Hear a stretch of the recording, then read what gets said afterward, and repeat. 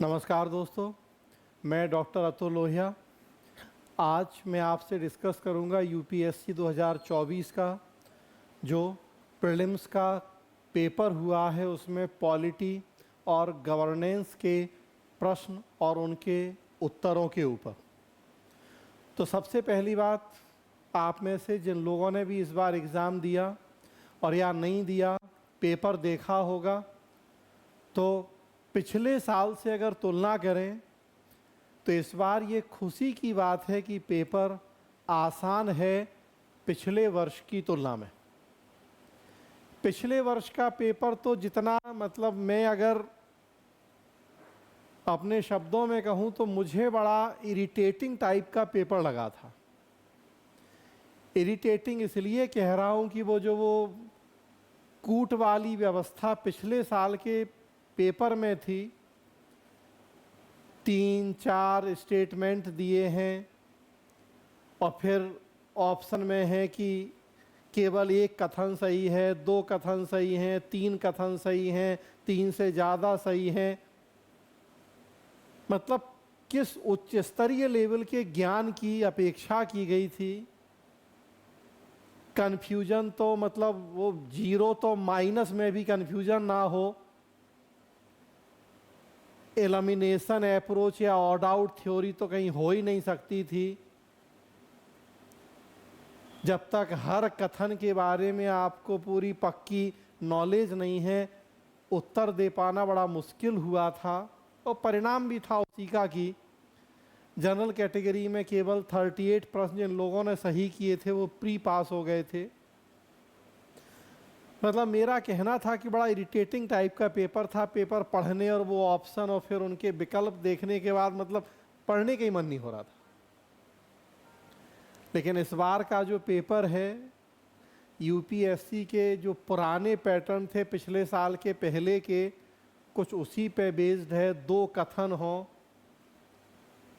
2 में से एक सही है, दोनों सही हैं, दूसरा सही है, तो बहुत सारे प्रश्न उसी पैटर्न पे पूछे गए। हाँ, कुछ प्रश्नों में 2 से ज़्यादा कथन भी हैं, लेकिन चीज़ें हाथ में हैं हमारे। एलिमिनेशन अप्रोच कई काम कर रही है कई प्रश्नों में। ऑड आउट थ्योरी से भी आंसर निकल जा रहे हैं और कई प्रश्न तो एकदम स्ट्रेट फॉरवर्ड हैं कि वो भी होने चाहिए।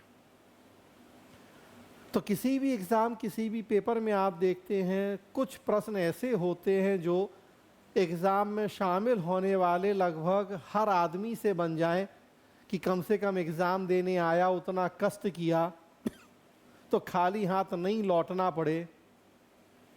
तो 100 में से 20-25 प्रश्न तो ऐसे हों जो सारे कर लें कि कम से कम उतना उनका मनोबल बना रहे और अगले बार भी एग्ज़ाम देने की हिम्मत कर पाएँ। तो बहुत सारे ऐसे प्रश्न भी हैं जिन्हें कहा जाए कि बच्चों वाले प्रश्न या बड़ी आसानी से जवाब दिया जा सकता है कि डॉक्टर राजेंद्र प्रसाद के पहले संविधान सभा का अस्थायी अध्यक्ष कौन बना था। तो मुझे लगता है कि शायद ही कोई ऐसा स्टूडेंट हो सिविल सेवा की तैयारी वाला जिसे इस तरह के प्रश्नों का आंसर पता नहीं हो। कई इस तरह के प्रश्न हैं तो बहुत आसान है। कुछ प्रश्न फिर ऐसे हैं कि जो सारे लोग नहीं कर पाएंगे, कुछ पर्टिकुलर क्लास ही कर पाएगा। और कुछ प्रश्न फिर ऐसे भी कि वो जो मुट्ठी भर लोग पास हल करेंगे और वही मुट्ठी भर लोग फिर प्री पास भी करेंगे। तो जनरली हर एग्ज़ाम में यही पैटर्न होता है। 3 तरह के प्रश्न इस बार वैसे प्रश्न हैं। मैं कहता हूँ कि हम कहीं प्रीति भोज में जाते हैं, किसी पार्टी में जाते हैं, तो जो मेन्यू होता है वहाँ कुछ आइटम ऐसे होते हैं जो हर आदमी खा ले। मीठा तो सब खा लेंगे जनरली, या उसी तरह से कुछ ड्रिंक्स वगैरह। लेकिन कुछ आइटम ऐसे होते हैं जो कुछ ही लोग खा पाएंगे।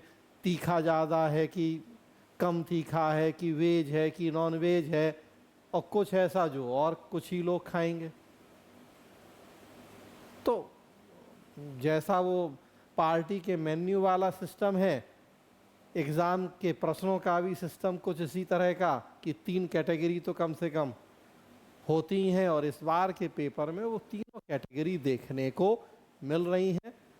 कंपैरेटिवली पेपर आसान है, इसलिए पिछले साल की तुलना में कटअप बढ़ेगा, ये तय है। अब कितना बढ़ेगा ये फिर देखने की बात है। हाँ, लेकिन मुझे लगता है कि 50 तक जा सकता है जनरल कैटेगरी में। 50 क्वेश्चन सही मतलब कम से कम 100 नंबर तक तो जा सकता है कटअप जनरल कैटेगरी में। बाकी प्लस माइनस हो सकता है, वो जब यूपीएससी का रिजल्ट आएगा, प्री का कटअप आएगा तो फिर हमें पता लगेगा। चले, पॉलिटी गवर्नेंस के प्रश्नों की चर्चा करेंगे, तो एक एक करके देखेंगे जितने प्रश्न। 19 प्रश्न पूछे गए हैं पॉलिटी कॉन्स्टिट्यूशन से। 4 प्रश्न हम गवर्नेंस में रख सकते हैं, तो 19 और 4 23 प्रश्न हैं जो पॉलिटी एंड गवर्नेंस वाले सेक्शन से जुड़े हुए हैं। और अगर आपने ईमानदारी से ये खंड पढ़ा है तो मुझे लगता है कि 23 में पूरे 23 ना भी कहें तो 20 से 21 प्रश्न तो हर आदमी जरूर सही करके आया होगा, आना चाहिए था, क्योंकि प्रश्न हमारी रीच में है, हमारे हाथ में है। जिन लोगों ने मुझसे पॉलिटी गवर्नेंस पढ़ा है वो तो बिल्कुल इस बात को लेके खुश हो सकते हैं कि जिस तरीके से चीज़ें क्लास में पढ़ाई गई हैं, पढ़ाई जाती हैं, उसी तरीके से प्रश्न पूछे गए हैं। और सबसे बड़ी बात कि पॉलिटी कॉन्स्टिट्यूशन के ज़्यादातर प्रश्न आप देखेंगे कि अगर आपने बेयर एक्ट को सही तरीके से देखा है, रेगुलरली आप देखते रहते हैं आर्टिकल्स, उन आर्टिकल्स के प्रोविजंस, तो आप देखेंगे कि ज़्यादातर प्रश्न इस बार बस बेयर एक्ट को आप पलटें, उनके आर्टिकल पलटें, तो आपको उन प्रश्नों के आंसर मिल जाएंगे। जैसे पहला प्रश्न ही देखिए, लोकसभा के अध्यक्ष के संदर्भ में निम्नलिखित कथनों पर विचार कीजिए। जब लोकसभा के अध्यक्ष को हटाने का कोई संकल्प विचाराधीन है तब 1 है वह पीठासीन नहीं होगा या होगी, 2 है उसे बोलने का अधिकार नहीं होगा, 3 है वह संकल्प पर प्रथमतः मत देने का या की हकदार नहीं होगा या होगी। उपर्युक्त कथनों में से कौन सा या कौन से सही है या हैं? ए केवल 1, बी केवल 1 और 2, सी केवल 2 और 3, डी 1, 2 और 3। इंग्लिश वर्जन भी बगल में लिखा हुआ है प्रश्न का। तो लोकसभा के अध्यक्ष से जुड़ा हुआ प्रश्न, मतलब संविधान का अनुच्छेद देखेंगे आप तो 96 जो 96वां अनुच्छेद है संविधान का, वहाँ से जुड़ा हुआ प्रश्न है। और आप बेयर एक्ट में आर्टिकल 96 को देखें तो आपको इस प्रश्न का वहाँ बड़ी आसानी से जवाब मिल जाएगा। अनुच्छेद 96 में ये पूरी प्रक्रिया बताई गई है, बड़ा आसानी से आप इसका जवाब खोज सकते हैं। जब लोकसभा के अध्यक्ष को हटाने का कोई संकल्प विचाराधीन हो तब वह पीठासीन नहीं होगा, ये स्टेटमेंट बिल्कुल सही है। जिसके खिलाफ कार्रवाई चल रही है, जिसके खिलाफ एक्शन हो रहा है, वो खुद जज बन के नहीं बैठ सकता। तो एक सामान्य प्राकृतिक न्याय का सिद्धांत है ये। तो जिसके ऊपर आरोप है, जिसको दोषी बताया जाना है नहीं, जिसको हटाने की कोई प्रक्रिया, कोई कार्रवाई है, खुद वो पीठासीन हो, फैसला करे, तो ऐसा कैसे होगा? तो कॉमन सेंस से भी देखेंगे तो हम निकाल सकते हैं। और कॉमन सेंस ना भी कहें हम, आर्टिकल 96 में क्लियरली ये बातें लिखी हैं। तो पहला स्टेटमेंट सही है कि वह पीठासीन नहीं होगा। दूसरा है उसे बोलने का अधिकार नहीं होगा, तो गलत है ये। बोलने का अधिकार तो हम किसी से कैसे छीन सकते हैं? हमारे देश में तो फ्रीडम ऑफ स्पीच है आम आदमी को, और यहाँ तो लोकसभा के अध्यक्ष की बात हो रही है, उसे हटाने की प्रक्रिया चल रही है, कोई आरोप है तो आरोपों का जवाब तो देगा ही वो। पीठासीन नहीं होगा, अध्यक्ष के रूप में काम नहीं करेगा, लेकिन वो भी तो एक सदस्य है, सांसद है लोकसभा का। तो लोकसभा के सदस्य के रूप में तो जो बाकी सदस्यों के अधिकार हैं वो तो उसके पास भी रहेंगे ही रहेंगे। और बाकी सदस्यों को अधिकार है बोलने का संसद में, लोकसभा में, तो उसको भी अधिकार होगा, ये तो हम नहीं छीन सकते उससे।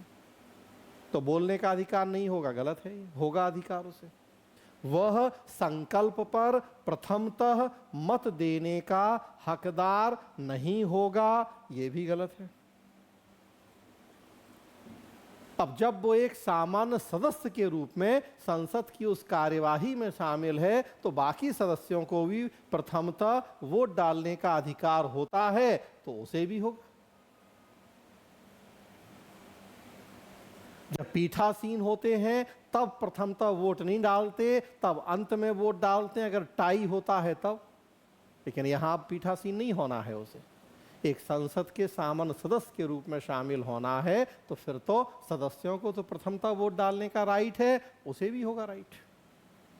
तो मतलब तीसरा भी गलत है, हमें सही कथन छांटने हैं, केवल पहला सही है, दूसरा तीसरा गलत है। तो इस लिहाज से आंसर हो जाएगा ए।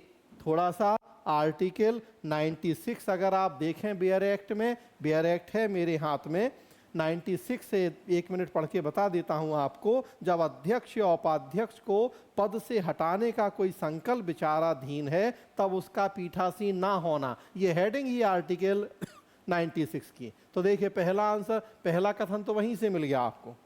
आगे लिखा है उसमें, लोकसभा की किसी बैठक में जब अध्यक्ष को उसके पद से हटाने का संकल्प विचाराधीन है तब अध्यक्ष उपस्थित रहने पर भी पीठासीन नहीं होगा, कथन 1। और फिर आगे बढ़ें तो उसमें क्लियर लिखा हुआ है कि जब अध्यक्ष को उसके पद से हटाने का कोई संकल्प लोकसभा में विचाराधीन है तब उसको लोकसभा में बोलने और कार्यवाहियों में अन्यथा भाग लेने का अधिकार होगा, दूसरा। तो देखिए इसमें लिखा है बोलने का अधिकार नहीं होगा, गलत लिखा है, क्योंकि आर्टिकल 96(2) क्लियरली कहता है कि उसे बोलने का अधिकार होगा। और उसमें और आगे लिखा है कि ऐसी कार्यवाहियों के दौरान किसी अन्य विषय पर प्रथमतः ही मत देने का हकदार होगा, तीसरा भी गलत है। मतलब किंतु मत बराबर होने की दशा में मत देने का हकदार नहीं होगा। तो जब मत बराबर है, टाई है, तब थोड़ी देगा वो, क्योंकि पीठासीन नहीं है इस समय। तो पहला सही, दूसरा तीसरा गलत। 96 में क्लियर ये सारी बात लिखी हुई है, तो आंसर हो जाएगा ए। ए। आगे बढ़ते हैं, क्वेश्चन नंबर 2। भारतीय संसद के संदर्भ में निम्नलिखित कथनों पर विचार कीजिए। 1. लोकसभा में लंबित कोई विधेयक उसके विघटन हो जाने पर व्यापगत हो जाता है। 2. लोकसभा द्वारा पारित और राज्यसभा में लंबित कोई विधेयक लोकसभा के विघटन हो जाने पर व्यापगत हो जाता है। 3. कोई विधेयक जिसके संबंध में भारत के राष्ट्रपति ने सदनों की संयुक्त बैठक आहूत करने के अपने आशय की सूचना दे दी है, लोकसभा का विघटन हो जाने पर व्यापगत हो जाता है। उपर्युक्त कथनों में से कौन सा या कौन से सही है या हैं? ए केवल 1, बी 1 और 2, सी 2 और 3, डी केवल 3। 3 कथन दिए हुए हैं, हमें सही कथन छांटने हैं। भारतीय संसद के संदर्भ में निम्नलिखित कथन, और ये विधेयक से जुड़े हुए हैं, मतलब आप देखेंगे तो संविधान का अनुच्छेद 107, आप बियर एक्ट में आर्टिकल 107 देखें, आपको इस पूरे प्रश्न का उसमें आंसर मिल जाएगा।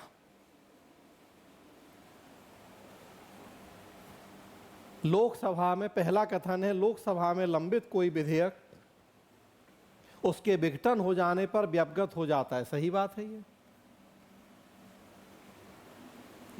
लोकसभा में विधेयक लंबित है, अब लोकसभा का विघटन हो गया तो विधेयक अपने आप खत्म हो जाएगा, लैप्स हो ही जाएगा। नई लोकसभा बनेगी, अब नए सिरे से वो लाए जो विधेयक लाना है उसे। दूसरा है लोकसभा द्वारा पारित, कि लोकसभा ने विधेयक पारित कर दिया, राज्यसभा में लंबित है, लोकसभा के विघटन हो जाने पर व्यपगत हो जाएगा, तो ये बात भी सही है। अभी राज्यसभा ने भी पारित नहीं किया था, लोकसभा पारित कर चुकी थी, किंतु राज्यसभा में लंबित है वो। नई लोकसभा बनेगी, वो नहीं चाहती कि जो विधेयक पहले पास हुआ है वो उसी रूप में रहे, को चेंज करना नहीं करना। तो अगर दोनों सदनों से पारित होता बात अलग, लेकिन यहाँ अभी लोकसभा ने पारित किया है, राज्यसभा में लंबित है और फिर लोकसभा का विघटन हो गया तो वो व्यपगत हो जाएगा। दूसरा भी सही है। कोई विधेयक जिसके संबंध में भारत के राष्ट्रपति ने सदनों की संयुक्त बैठक आहूत करने के अपने आशय की सूचना दे दी है, ज्वाइंट सेशन। साधारण विधेयक के संदर्भ में हम देखते हैं कि अगर दोनों सदनों में किसी तरह का कोई मतभेद हो तो राष्ट्रपति दोनों सदनों की संयुक्त बैठक बुला सकते हैं। तो राष्ट्रपति ने संयुक्त बैठक आहूत करने के आशय की सूचना दे दी है और फिर लोकसभा का विघटन हो जाए तो व्यपगत हो जाता, ये गलत है। दोनों सदनों के संयुक्त बैठक की आहूत करने की सूचना दे दी गई है, अब लोकसभा का विघटन हो गया, कोई बात नहीं, जो नई लोकसभा बनेगी वो देख लेगी कि हमें उस विधेयक पे क्या करना है। तो फिर विधेयक व्यपगत नहीं होगा। पहला दूसरा सही है, तीसरा गलत है, मतलब आंसर हो जाएगा बी। एक बार जरा हम आर्टिकल 107 को देख लेते हैं। बिहार एक्ट में आर्टिकल 107 आप देखें, विधेयकों के पुरस्थापन और पारित किए जाने के संबंध में उपबंध दिए गए हैं इसमें। और उसमें आप देखिए जो 107 का 5 है, कोई विधेयक जो लोकसभा में लंबित है या लोकसभा द्वारा पारित कर दिया गया है और राज्यसभा में लंबित है, अनुच्छेद 108 के उपबंधों के अधीन रहते हुए लोकसभा के विघटन पर व्यपगत हो जाएगा। मतलब पहला दूसरा देखिए दोनों लिखा हुआ है कि कोई विधेयक जो लोकसभा में लंबित है, कोई विधेयक जो लोकसभा में लंबित है व्यपगत हो जाएगा। 107 का 5 क्लियर लिखा हुआ है तो सही है ये। और फिर आगे लिखा है उसमें जो लोकसभा द्वारा पारित कर दिया गया राज्यसभा में लंबित है वो भी व्यपगत हो जाएगा, तो ये भी सही है। हाँ, साथ में क्या लिखा है कि 108 के उपबंधों के अधीन रहते हुए, तो हमें 107 का जो 5वां खंड है उसे 108 के साथ जोड़ते हुए पढ़ना है, जिसमें अब 108 क्या है, तो 108 कुछ दशाओं में दोनों सदनों की संयुक्त बैठक, तो दोनों सदनों की संयुक्त बैठक का प्रावधान अनुच्छेद 108 में लिखा हुआ है, तो जो तीसरा है वो वहां मिल जाएगा कि किसी विधेयक के एक सदन द्वारा पारित किए जाने दूसरे सदन को पारित किए जाने के पश्चात दूसरे सदन द्वारा विधेयक अस्वीकार कर दिया गया। मतलब लिखा है कि किस किस कंडीशन में संयुक्त बैठक होगी, और उसमें ये लिखा है कि जब संयुक्त बैठक की सूचना दे दी जाएगी तो फिर लोकसभा के विघटन से विधेयक व्यपगत नहीं होगा। तो वैसी स्थिति में कथन तीसरा गलत है। यहाँ लिखा है व्यपगत हो जाता है विघटन होने पे, जबकि ऐसा नहीं होगा। ये 108 में क्लियर लिखा हुआ है और पहला दूसरा 107 में लिखे हैं, वो दोनों सही हैं, तो आंसर हो गया बी। अनुच्छेद 107 और 108 पढ़िए। आगे बढ़ते हैं।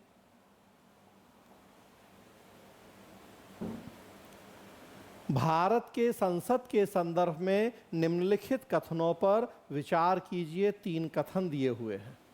पहला है, भारत के राष्ट्रपति द्वारा किसी सदन के सत्रावसान के लिए मंत्रिपरिषद के परामर्श की आवश्यकता नहीं है।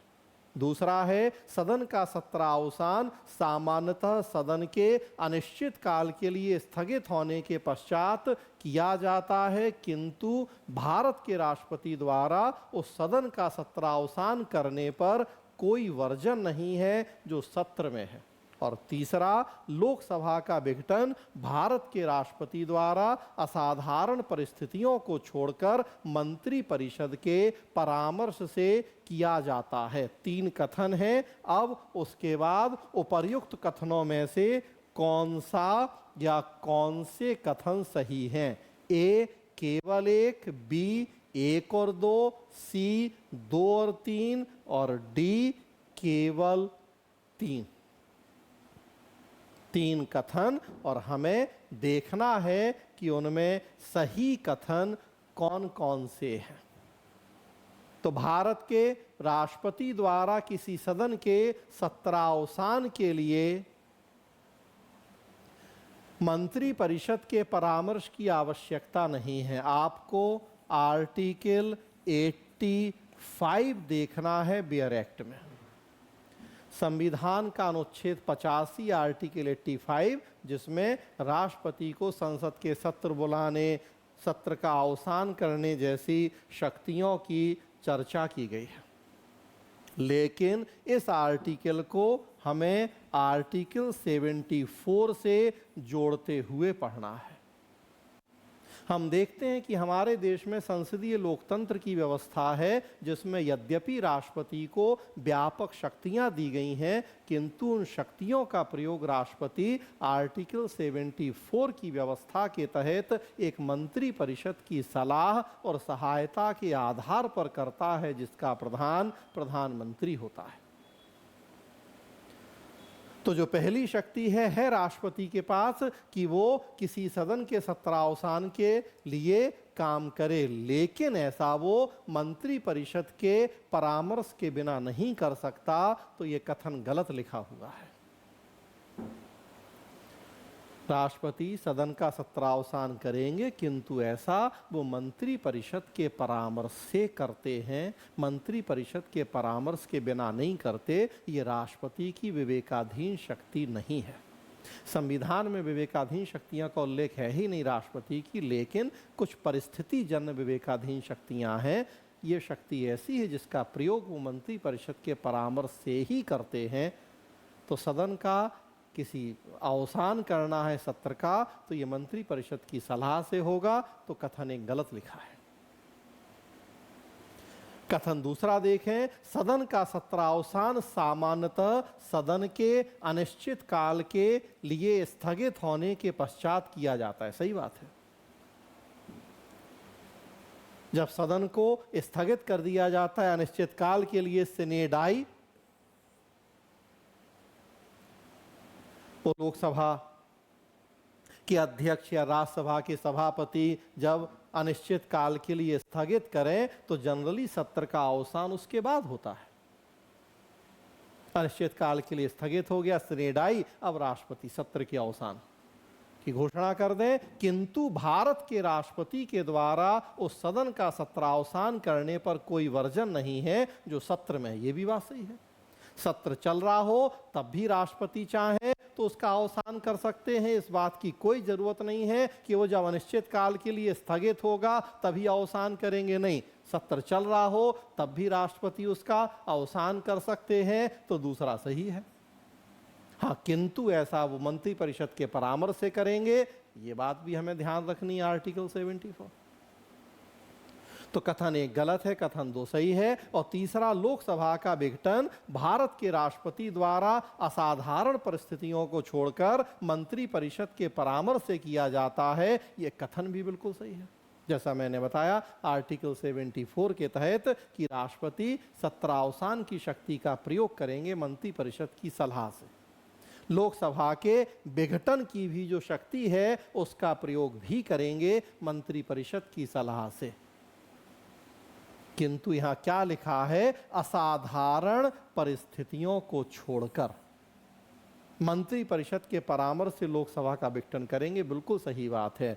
तो जब लोकसभा में बहुमत होता है मंत्री परिषद को, तो उसके परामर्श से ही राष्ट्रपति लोकसभा का विघटन करते हैं। किंतु बहुमत खो चुकी मंत्री परिषद अगर राष्ट्रपति को परामर्श दे लोकसभा का विघटन करने की, तो फिर उसके परामर्श को मानना या नहीं मानना ये राष्ट्रपति के विवेक के ऊपर निर्भर होता है।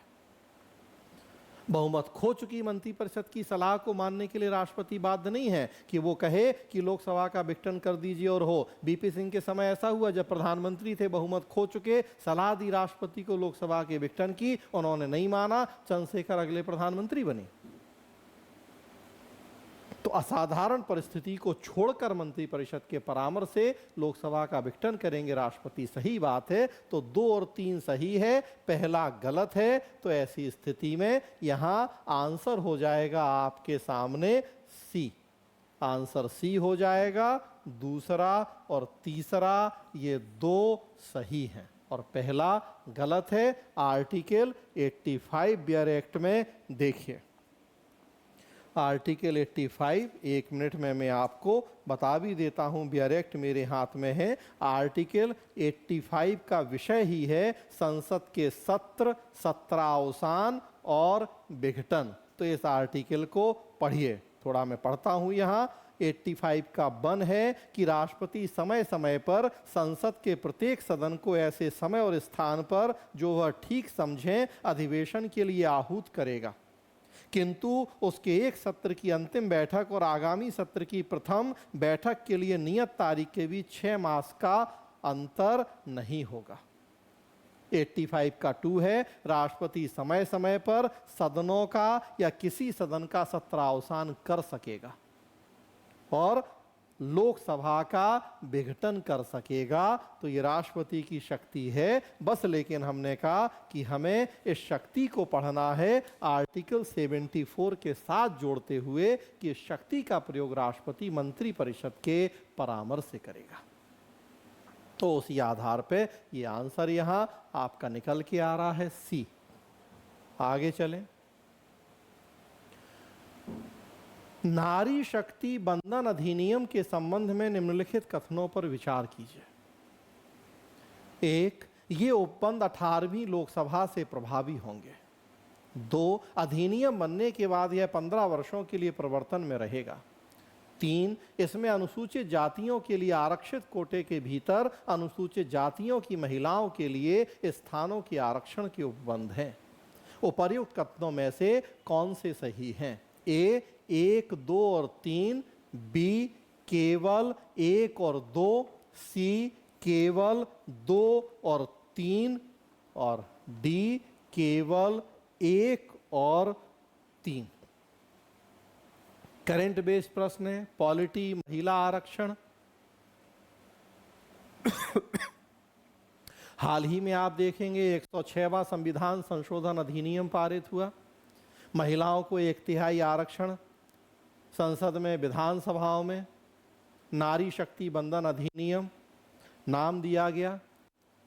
हमारे संसदीय इतिहास का एक काफ़ी लंबे समय तक पेंडिंग रहने वाला कानून है ये। एक लोकपाल कानून और दूसरा महिला आरक्षण कानून। ये 2 ऐसे कानून हैं जो बहुत लंबे समय तक हमारी संसद में पेंडिंग रहे। लोकपाल कानून भी 1966-67 से शुरू करके जाके 2013 में बना, 14 में लागू हुआ। महिला आरक्षण कानून भी हमने 73वें 74वें संविधान संशोधनों के द्वारा स्थानीय निकायों में महिलाओं को आरक्षण दे दिया था। तभी से हमारे देश में मांग चल रही थी कि संसद और विधानसभाओं में हम कब आरक्षण देंगे महिलाओं को। फाइनली अब जाके सरकार ने कानून बनाया, लेकिन ये कानून लागू कब होगा? जब 2026 में परिसीमन आयोग बनेगा, निर्वाचन क्षेत्रों का परिसीमन करेंगे, उसके बाद मतलब जो अगले चुनाव होंगे 2029 के, तब से इसको लागू करने का अभी जो हम उम्मीद कर रहे हैं वो है। 18वीं लोकसभा तो जस्ट अभी बनी है, उसके चुनाव हुए हैं। तो उस लिहाज से आप देखें कथन 1 गलत है इसमें कि ये उपबंध 18वीं लोकसभा से प्रभावी होंगे, ये कथन गलत है। अगली जो लोकसभा है 19वीं लोकसभा 2029, उससे ये लागू हों, हम ऐसी उम्मीद कर रहे हैं। तो पहला कथन गलत है। और देखिए आप, अगर पहला कथन गलत है उस आधार पर निकालिए तो बाकी दो कथन नहीं भी पढ़ेंगे तो आपको आंसर मिल जाएगा। यूपीएससी में इस तरह के प्रश्न मिल जाए तो कितना अच्छा है। जनरली यूपी बिहार में होते हैं ऐसे प्रश्न कि एक कथन ही आपको पता लगा सही गलत और आंसर मिल जाए आपको, बाकी कथन नहीं भी पढ़िए। देखिए आप, ए में 1 2 3 हटा दीजिए इसको क्योंकि पहला गलत है। बी में 1 और 2 हटा दीजिए इसको, पहला गलत है। डी में 1 और 3 हटा दीजिए इसको, तो बाकी दो नहीं भी पढ़िए तो आंसर आपके सामने है सी, केवल 2 और 3। अब इससे आसान क्या होगा यूपीएससी में? इतने आसान प्रश्न अगर यूपीएससी पूछ ले तो बल्ले बल्ले है कि 3 कथन में केवल एक कथन पढ़ के हमें आंसर मिल जाए। आसान, कितना आसान पेपर कहलाएगा ये, कितने आसान प्रश्न कहलाएंगे ये। फिर भी हम पढ़ लेते हैं दूसरा तीसरा। अधिनियम बनने के बाद यह 15 वर्षों के लिए प्रवर्तन में रहेगा, सही बात है। इसमें अनुसूचित जातियों के लिए आरक्षित कोटे के भीतर अनुसूचित जातियों की महिलाओं के लिए स्थानों का आरक्षण का उपबंध, ये भी सही है। तो दूसरा तीसरा सही है, पहला गलत है। आंसर सी हो जाएगा, जो कि केवल पहला कथन पढ़ने के बाद ही हमें मिल गया था आंसर कि सी होगा, केवल 2 और 3 सही।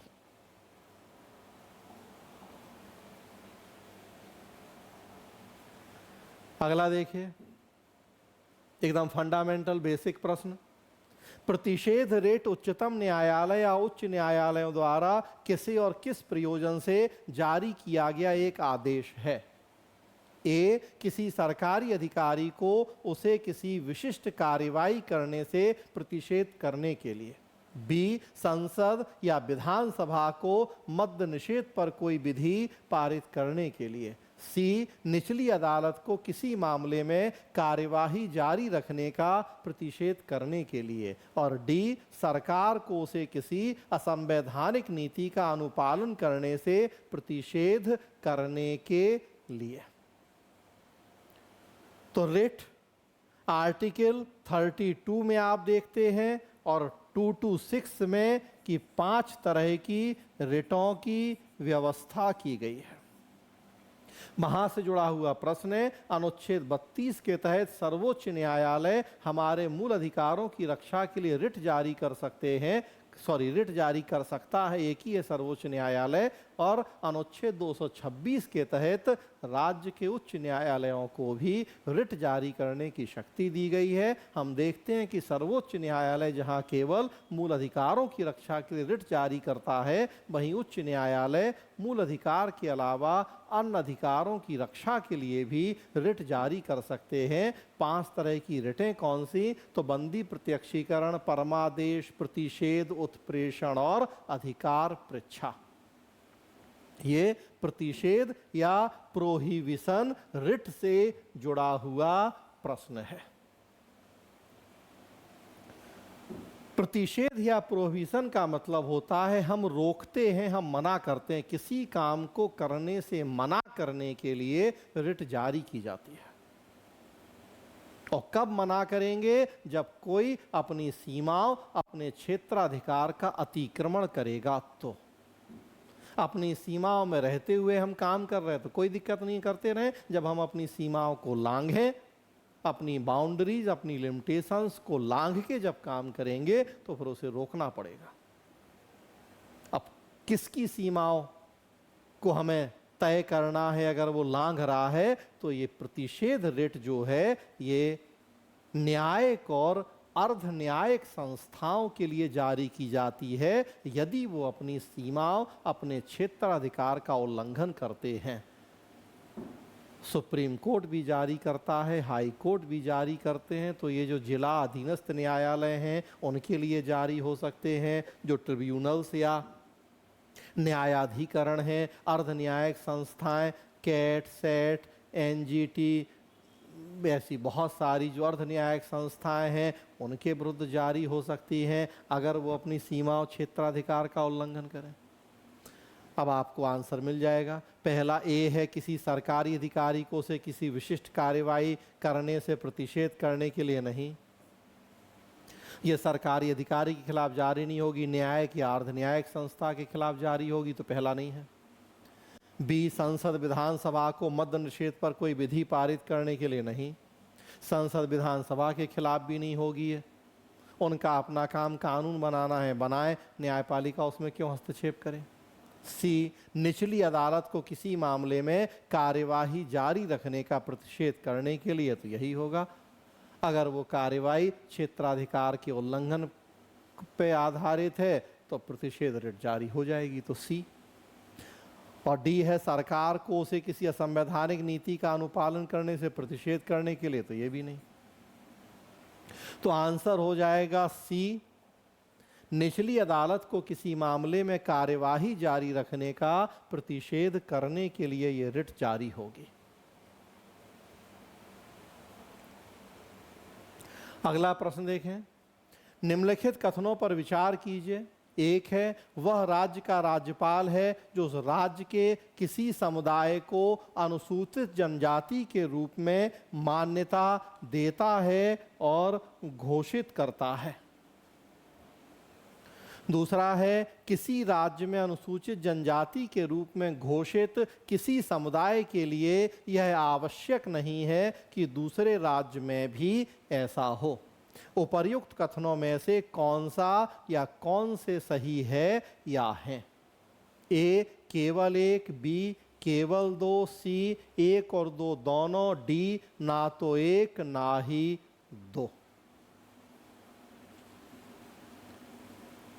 अनुसूचित जनजातियों से जुड़ा हुआ प्रश्न है, मतलब इसके लिए आपको बेयर एक्ट में खोलना है आर्टिकल 342, जहां आपको इस प्रश्न का जवाब मिल जाएगा। संविधान में आप देखेंगे अनुच्छेद 330 से लेकर 342 तक कुछ विशेष वर्गों के लिए प्रावधान किए गए हैं।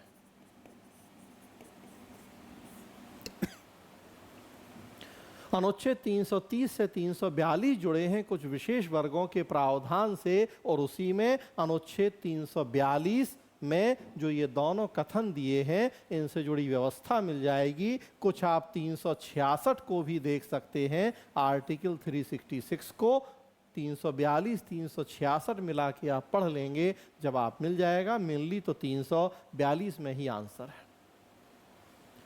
पहला है, वह राज्य का राज्यपाल है जो उस राज्य के किसी समुदाय को अनुसूचित जनजाति के रूप में मान्यता देता है, घोषित करता है। ये कथन गलत लिखा है। राज्य का राज्यपाल नहीं करता है, भारत का राष्ट्रपति करता है। हाँ, संबंधित राज्य के राज्यपाल से सलाह लेता है। तो यहाँ राज्य का राज्यपाल मान्यता देता है अनुसूचित जनजाति के रूप में किसी समुदाय को, तो गलत है। राष्ट्रपति करता है ऐसा राज्य के राज्यपाल से परामर्श करके। पहला कथन गलत हो गया। दूसरा कथन है, किसी राज्य में अनुसूचित जनजाति के रूप में घोषित किसी समुदाय के लिए आवश्यक नहीं है कि वह दूसरे राज्य में भी वैसा हो। बिल्कुल सही बात है। ये अलग अलग राज्य की परिस्थितियां, अलग अलग राज्य के समुदायों को डिसाइड किया जाता है उस राज्य के संदर्भ में कि वहाँ वो अनुसूचित जनजाति या जाति है या नहीं है। और एक राज्य में जो अनुसूचित जनजाति है, कतई आवश्यक नहीं है कि दूसरे राज्य में भी वो उसी श्रेणी में आते हैं। सबसे अच्छा उदाहरण राजस्थान के मीणा सबसे प्रचलित हैं। प्रचलित इसलिए है कि हम लोगों की परीक्षा में तो विशेष रूप से बहुत बड़ी संख्या में वो लोग हर साल परीक्षा पास करते हैं, तो हमारी परीक्षा में तो विशेष रूप से चर्चित हैं वो। राजस्थान में मीणा अनुसूचित जनजाति है, लेकिन अब राजस्थान के बाहर यूपी एमपी में भी हम कहें कि वो अनुसूचित जनजाति की श्रेणी में आएंगे, तो ऐसा कतई नहीं। कथन एक गलत है, कथन दो सही है। हमें सही कथन छांटने हैं, मतलब आंसर हो जाएगा बी कि केवल दो। केवल दो इसका आंसर हो जाएगा, जबकि हमें सही कथन छांटने हैं। एक बार आर्टिकल 342 में आपको थोड़ा सा पढ़ के भी बता देता हूं। आर्टिकल 342 खोलें आप बेयर एक्ट में, तो लिखा है राष्ट्रपति किसी राज्य के संबंध में उसके राज्यपाल से परामर्श करने के पश्चात लोक अधिसूचना द्वारा उन जनजातियों या जनजातीय समुदायों के भागों या उनके यूथों को विनिर्दिष्ट कर सकेगा जिन्हें संविधान के प्रयोजनों के लिए उस राज्य के संबंध में अनुसूचित जातियां समझा जाएगा। अनुसूचित जातियां और फिर उसी में आगे अनुसूचित जनजातियां दोनों यहां मेंशन है। तो आर्टिकल 342 इसको आप देखिए। आगे बढ़ते हैं। अगला प्रश्न है केंद्रीय बजट। बजट से जुड़ा हुआ प्रश्न। केंद्रीय बजट या यूनियन बजट के संदर्भ में निम्नलिखित कथनों पर विचार कीजिए। दो कथन हैं, हमें सही गलत देखने हैं। पहला कथन है प्रधानमंत्री की ओर से केंद्रीय वित्त मंत्री संसद के दोनों सदनों के समक्ष वार्षिक वित्तीय विवरण रखते हैं। दूसरा कथन है केंद्रीय या यूनियन स्तर पर भारत के राष्ट्रपति की अनुशंसा के बिना अनुदानों की मांग नहीं की जा सकती। उपर्युक्त कथनों में से कौन सा या कौन से सही है या हैं? ए केवल एक, बी केवल दो, सी एक और दो दोनों, डी ना तो एक ना ही दो। बजट से जुड़ा हुआ प्रश्न है। बजट या कहें वार्षिक वित्तीय विवरण, मतलब आपको इसका जवाब मिलेगा संविधान के आर्टिकल 112 में। अनुच्छेद 112 में आप देखें, वहां वार्षिक वित्तीय विवरण, जिसे हम आम बोलचाल में बजट कहते हैं, प्रावधान किया गया है अनुच्छेद 112 में। संविधान में कहीं भी बजट शब्द का उल्लेख नहीं है, ये आम बोलचाल का शब्द है। बजट फ्रांसीसी भाषा के बूजट शब्द से निकला है, जिसका अर्थ होता है चमड़े का थैला। वो पूरी एक कहानी है कि कैसे हम वित्तीय विवरण को बजट कहने लगे। हमारे संविधान में हर जगह वार्षिक वित्तीय विवरण, एनुअल फिनेंशियल स्टेटमेंट शब्द समूहों का उल्लेख किया गया है। आम बोलचाल में बजट कहते हैं।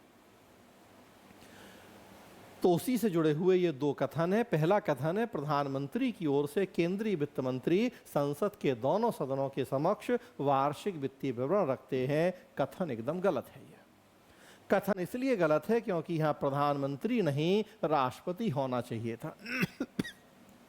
अगर यहाँ प्रधानमंत्री की जगह शब्द होता राष्ट्रपति तो ये कथन सही हो जाता। वित्त मंत्री प्रधानमंत्री की तरफ से नहीं, राष्ट्रपति की तरफ से वार्षिक वित्तीय विवरण रखते हैं दोनों सदन में। अनुच्छेद 112 में ये क्लियर लिखा हुआ है कि राष्ट्रपति रखवाएंगे। मैंने बताया पहले भी कि संसदीय लोकतंत्र शक्तियां राष्ट्रपति की हैं। हाँ, ये अलग बात है कि आर्टिकल 74 के तहत उनका प्रयोग मंत्रिपरिषद की सलाह से किया जाता है। आर्टिकल 112 में क्लियर लिखा है कि राष्ट्रपति द्वारा रखवाया जाएगा। यहां प्रधानमंत्री लिख दिया, मतलब देखिए कितना माइनर सा ध्यान देने वाली बात थी। आम बोलचाल में व्यवहार में आपको लगे कि प्रधानमंत्री ही सरकार के मुखिया हैं, बजट रखवाना उन्हीं की जिम्मेदारी है, तो व्यवहार में सही है, लेकिन संवैधानिक दृष्टि से गलत है, क्योंकि आर्टिकल 112 में राष्ट्रपति लिखा हुआ है। तो यहां बहुत माइन्यूटली ध्यान देना था, ऑब्जर्व करना था प्रश्न के एक एक शब्द पे। अदरवाइज हो सकता है कि आप इस प्रश्न का आंसर गलत कर आए हो, आशंका है ऐसी। प्रधानमंत्री और राष्ट्रपति, तो यहाँ राष्ट्रपति होना चाहिए था, प्रधानमंत्री लिखा है, तो ये कथन एक गलत हो गया। दूसरा है केंद्रीय यूनियन स्तर पर भारत के राष्ट्रपति की अनुशंसा के बिना अनुदानों की मांग नहीं रखी जा सकती। ये बिल्कुल सही है। संसद में बजट की स्वीकृति की प्रक्रिया कई चरणों से होकर संपन्न होती है। सबसे पहले बजट का प्रस्तुतिकरण होता है, सामान्य चर्चा होती है, फिर अनुदान की मांग और मतदान वाला फेज होता है, जो सबसे महत्वपूर्ण फेज होता है। विनियोग विधेयक आता है, वित्त विधेयक आता है। कई चरणों में ये प्रक्रिया संपन्न होती है। अनुदान की मांगों में जो मांग करते हैं विभिन्न मंत्रालय, उनकी स्वीकृति होती है और उन्हीं को फिर विनियोग विधेयक के माध्यम से जब पास किया जाता है संसद से तो फिर सरकार को संचित निधि से उतना पैसा निकालने की अनुमति मिलती है। कहने का मतलब अनुदान की मांग जुड़ी होती है विनियोग विधेयक से, और विनियोग विधेयक एक धन विधेयक होता है, और धन विधेयक बिना राष्ट्रपति की पूर्व अनुमति के लोकसभा में प्रस्तुत नहीं किए जा सकते। तो दूसरा कथन सही है कि भारत के राष्ट्रपति की अनुशंसा के बिना अनुदान की मांगे नहीं की जा सकती। पहला कथन गलत है, दूसरा कथन सही है, तो आंसर हो जाएगा बी। केवल 2 हमें यहां सही कथन छांटने हैं, तो एक जो दूसरा वाला कथन है वो सही है। थोड़ा सा मैं आर्टिकल 112 आपको पढ़ के बता देता हूं। आप अपने से बेयर एक्ट में आर्टिकल 112 देखेंगे। अनुच्छेद 112 उसका नाम ही है वार्षिक वित्तीय विवरण, और लिखा हुआ है उसमें कि राष्ट्रपति प्रत्येक वित्तीय वर्ष के संबंध में संसद के दोनों सदनों के समक्ष भारत सरकार की उस वर्ष के लिए प्राकृतिक प्राप्तियों और व्यय का विवरण रखवाएगा, जिसे इस भाग में वार्षिक वित्तीय विवरण कहा गया है। तो लिखा हुआ है कि राष्ट्रपति रखवाएंगे, प्रधानमंत्री नहीं। और दूसरा अनुदान की मांग, विनियोग विधेयक, धन विधेयक, तो वो तो राष्ट्रपति की स्वीकृति से ही आना है। आगे बढ़ते हैं। अगला प्रश्न एकदम बच्चों जैसा प्रश्न। डॉक्टर राजेंद्र प्रसाद के कार्यभार संभालने से पहले संविधान सभा के अस्थायी सभापति कौन थे? A C Rajagopalachari, B doctor B R Ambedkar, C T T Krishnamachari, D doctor Sachchidanand Sinha. Answer है D doctor Sachchidanand Sinha. British cabinet mission योजना के तहत भारत के संविधान का निर्माण करने के लिए एक संविधान सभा बनी। संविधान सभा की पहली बैठक हुई थी 9 दिसंबर 1946 को। जो सबसे वरिष्ठ सदस्य थे डॉक्टर सच्चिदानंद सिन्हा, उन्हें हमने अस्थायी अध्यक्ष चुना था, और ऐसा हमने फ्रांसीसी व्यवस्था को देखते हुए किया था। फ्रेंच मॉडल को अपनाया था इस मामले में हमने, कि जो सबसे सीनियर मोस्ट मेंबर हैं उन्हें अस्थायी हमने सदस्य अस्थायी सभापति बना दिया था, और फिर राजेंद्र प्रसाद बाद में स्थायी सभापति चुन लिए गए थे। तो एकदम सीधा फैक्चुअल वन लाइनर जिसे कहा जाए, यूपीएससी अगर इस तरह के प्रश्न भी पूछ ले तो हमारी बाँछें खिल जाना तो एकदम स्वाभाविक है। दिल गदगद हो जाए जिसे कहा जाए, कि इस तरह के प्रश्न यूपीएससी में मिल जाए इतने आसान बच्चों जैसे। तो कुछ प्रश्न तो हमने कहा होने चाहिए ऐसे। जो भोज में जो लोग हैं तो सब कुछ तो कम से कम खा के आए, भूखे पेट तो कम से कम कोई नहीं आया कि खाली पेट आ गए हों। तो कुछ तो भोज में इस तरह की चीज़ें हों जो सब खा लें, बच्चे बूढ़े बुजुर्ग सब खा सकें। तो मिठाई या ड्रिंक या कुछ ऐसी चीज़ें, ड्रिंक में कोल्ड ड्रिंक, सॉफ्ट ड्रिंक वगैरह, कि अब मिठाई तो कम से कम हर आदमी खा ही ले, फ्रूट्स हर आदमी कम से कम खा ले। भाई डायबिटीज़ वाले के हम मिठाई नहीं खाते, हम फ्रूट ही खा लेंगे। तो अब ये सब चीज़ें तो कुछ प्रश्न तो ऐसे होने चाहिए भोज में, एग्जाम में। तो आंसर हो जाएगा डी। अगला प्रश्न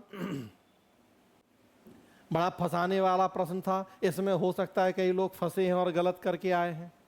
भारत सरकार अधिनियम 1935 के संदर्भ में निम्नलिखित कथनों पर विचार कीजिए। 2 कथन दिए हैं। पहला कथन है, इसमें ब्रिटिश भारतीय प्रांतों और देशी रियासतों को मिलाकर एक अखिल भारतीय परिसंघ फेडरेशन की स्थापना का प्रावधान किया गया। दूसरा कथन है, रक्षा और विदेश संबंधी मामलों को परिसंघीय विधानमंडल के नियंत्रण के अधीन रखा गया। उपर्युक्त कथनों में से कौन सा या कौन से सही हैं? ए केवल 1, बी केवल 2, सी 1 और 2 दोनों, डी ना तो 1 ना ही 2।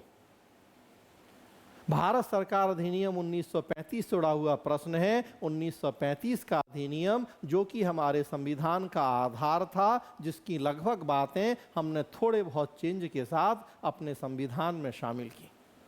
इस अधिनियम को हमने आधार बनाया। दुनिया के लगभग 60 देशों के संविधानों का अध्ययन करके जो अच्छी अच्छी बातें थी वो निकाली और एक संविधान बन गया।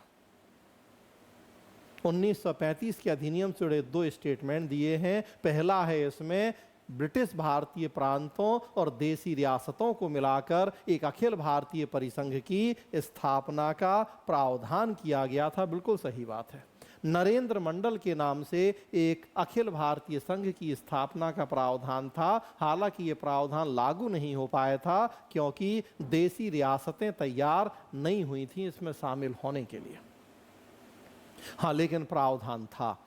संघात्मक शासन की दिशा में आगे बढ़ रहे थे हम। इस प्रावधान के माध्यम से ब्रिटिश भारतीय प्रांत और देसी रियासतों को मिला के हमें बनाना था।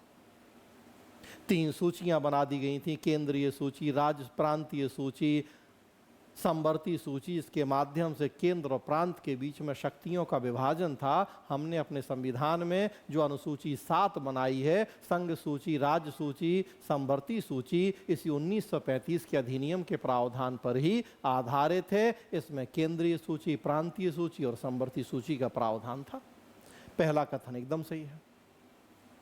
दूसरा कथन जिसमें कई लोग फंस गए हैं, मुझे ऐसा लग रहा है कि जरूर फंसे होंगे, रक्षा और विदेश संबंधी मामलों को परिसंघीय विधानमंडल के नियंत्रण के अधीन रखा गया। गलत है। कॉमन सेंस से सही है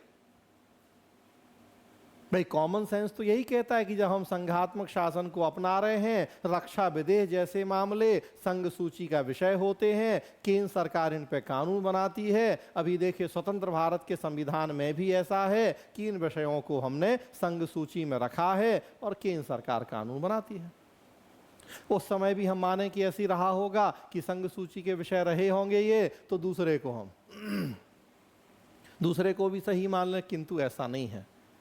यहां थोड़ा सा हमें और अंदर चलना है कि 1919 के अधिनियम से जो प्रांतों में द्वैध शासन की व्यवस्था शुरू हुई थी, उसे 1935 के अधिनियम से खत्म कर दिया गया था, किंतु उस व्यवस्था को केंद्र स्तर पर शुरू करने का प्रावधान था। 1935 के भारत सरकार अधिनियम ने केंद्र स्तर पर द्वैध शासन की व्यवस्था की थी, जिसमें जो केंद्रीय विषय हैं उन्हें आरक्षित और हस्तांतरित इन 2 सूचियों में बांटा गया था।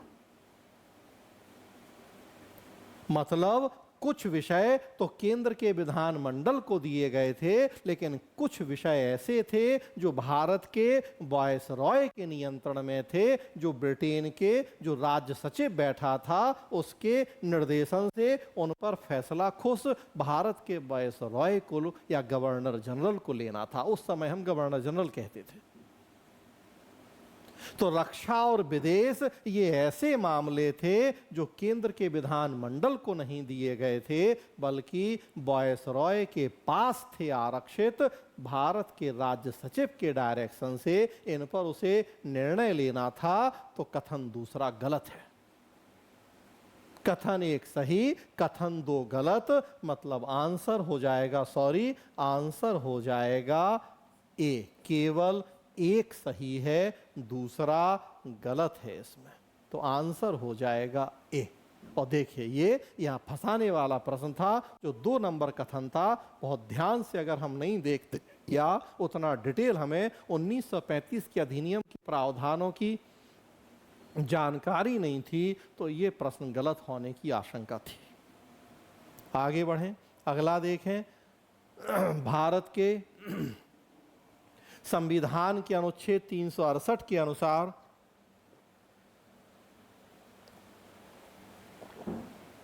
संसद निम्नलिखित में से किनके द्वारा संविधान के किसी उपबंध में संशोधन कर सकेगी? 1 परिवर्धन, 2 परिवर्तन, 3 निरसन।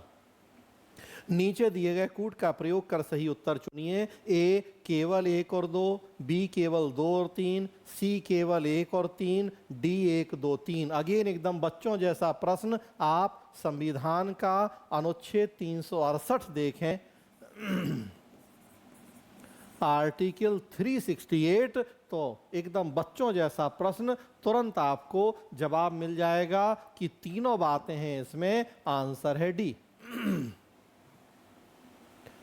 संविधान का अनुच्छेद 368 संसद को संविधान में संशोधन की शक्ति देता है। प्रश्न पूछ रहा है कि किस किस तरीके से हम संविधान में संशोधन कर सकते हैं। परिवर्धन या एडिशन मतलब कुछ नया जोड़ दें, परिवर्तन या वेरिएशन मतलब कुछ चेंज कर दें उसकी भाषा में, कुछ उसके प्रावधान में, और निरसन रिपील मतलब हटा दें। तो तीनों तरीके से होता है परिवर्तन, संविधान में संशोधन तीनों तरीके से हो सकता है। एडिशन कुछ नया जोड़ के भी, परिवर्तन कुछ चेंज करके भी, और निरसन मतलब कुछ हटा के भी। बहुत सारी नई चीजें भी हम जोड़ रहे हैं। जीएसटी काउंसिल हमने जोड़ दिया आर्टिकल 279 ए, बहुत सारे ऐसे प्रावधान। परिवर्तन मतलब चेंज भी कर रहे हैं बहुत सारी बातों को। मंत्रिपरिषद की सलाह कितने बार मानेंगे, 1 बार 2 बार 4 बार, हमने चेंज कर दिया कि 1 बार मंत्रिपरिषद की सलाह माननी है। 42वें ने कहा कि नहीं, मंत्रिपरिषद की सलाह से ही काम करना है। 44वें ने कहा कि 1 बार चाहे तो पुनर्विचार के लिए लौटा सकते हैं।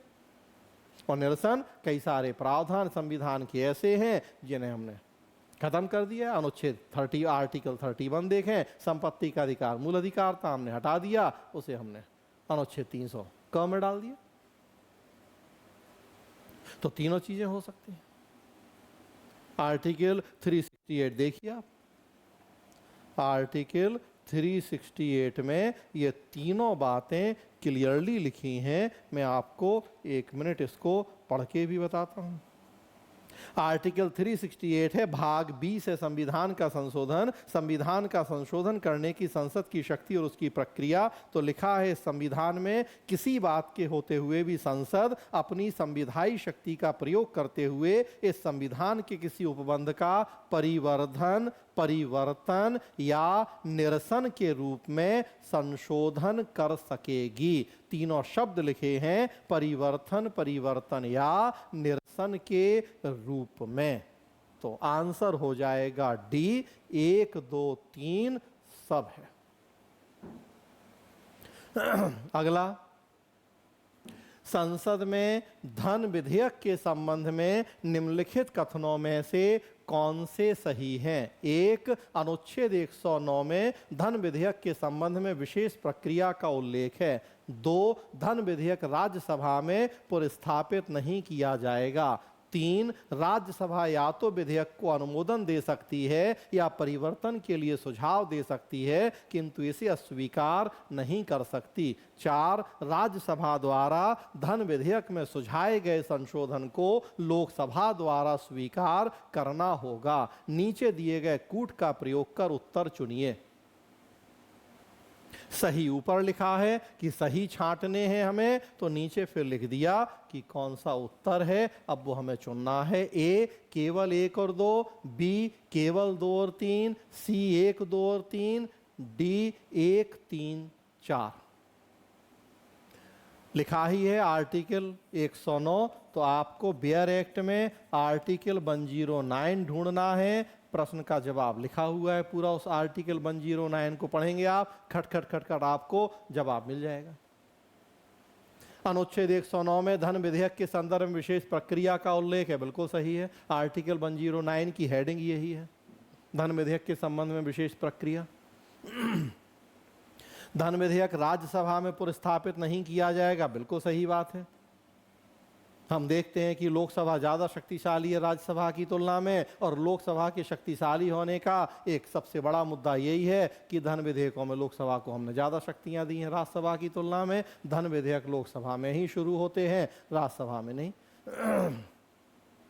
राज्यसभा या तो विधेयक को अनुमोदन दे सकती है या परिवर्तन के लिए सुझाव दे सकती है, किंतु अस्वीकार नहीं कर सकती, बिल्कुल सही बात है। राज्यसभा की शक्तियां धन विधेयक के मामले में सीमित हैं। 14 दिन का समय होता है कि लोकसभा ने जब धन विधेयक को पारित करके राज्यसभा के पास भेजा, 14 दिन में निर्णय ले कि उसे उसी रूप में स्वीकार करे, कुछ संशोधनों के साथ करे, उसे अस्वीकार नहीं कर सकती। जब उसी रूप में स्वीकार करेगी, वेल एंड गुड, बहुत अच्छी बात, लोकसभा स्वीकार कर चुकी है, राज्यसभा भी स्वीकार करेगी, राष्ट्रपति के पास पहुंच जाएगा।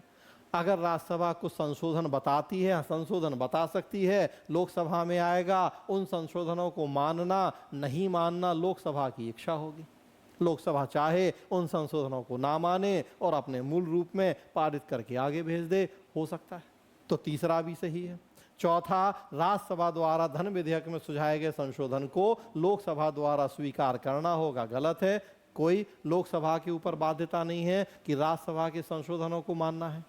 तो पहला, दूसरा, तीसरा सही है, चौथा गलत है, मतलब आंसर हो जाएगा सी। 1, 2 और 3 सही हैं। आप देखिए बियर एक्ट में आर्टिकल 109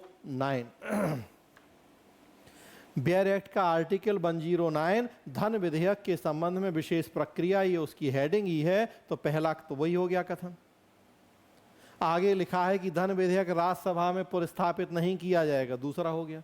केवल बियर एक्ट आपने अच्छे से पढ़ा होता, पढ़ लें आगे भी, तो देखिए आप सारे प्रश्न एकदम बच्चों जैसे प्रश्न होते, हूबहू बियर एक्ट से चीजें उठाई गई और प्रश्न बना दिए गए।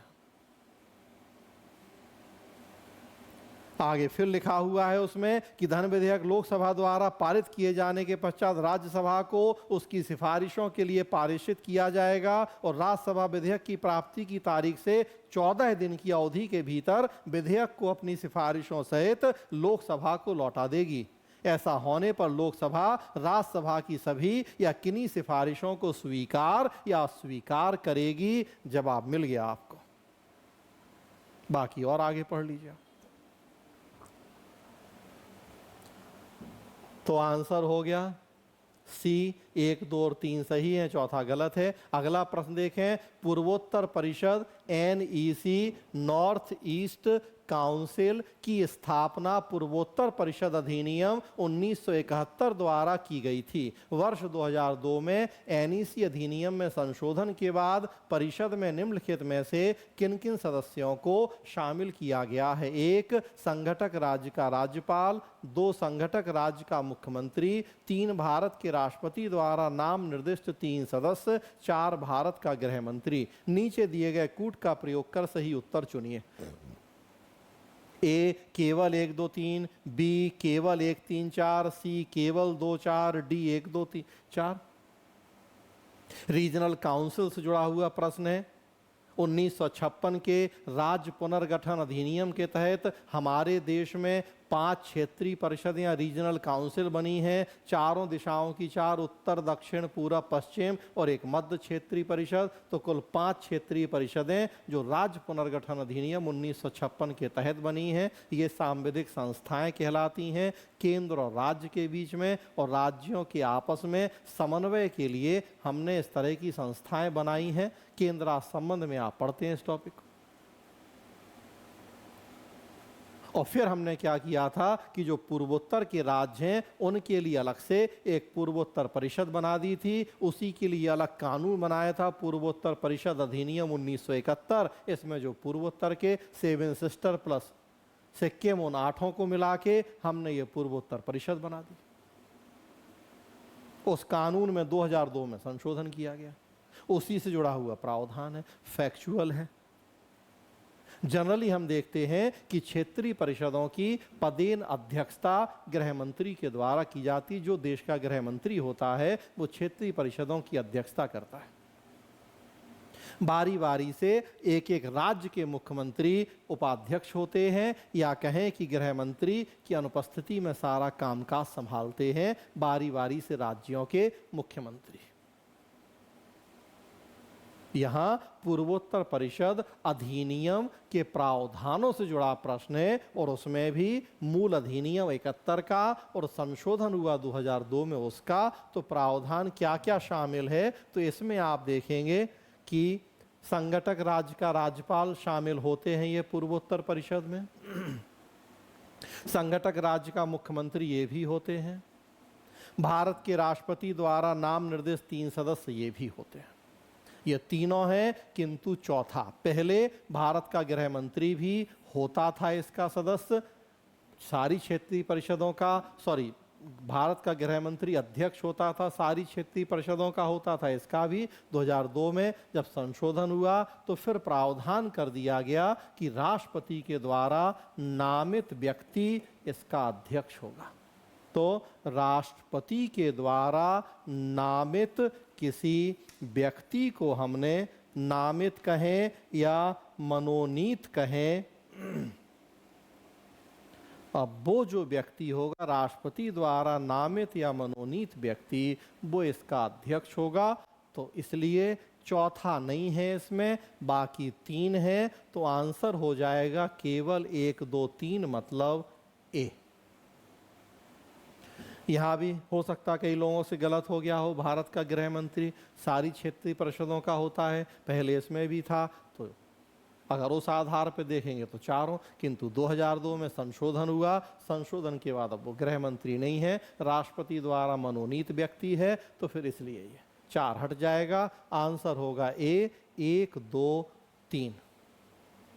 अगला प्रश्न देखें, दिसंबर 2023 तक भारत सरकार द्वारा कितने परिसीमन आयोग गठित किए गए? A1, B2, C3, D4। Again एकदम बच्चों जैसा प्रश्न, हालांकि हो सकता कई लोगों को अगर जानकारी नहीं हो तो गलत भी हो गया हो। आंसर है D4। अब तक 4 परिसीमन आयोग बने हैं हमारे देश में। आपको इस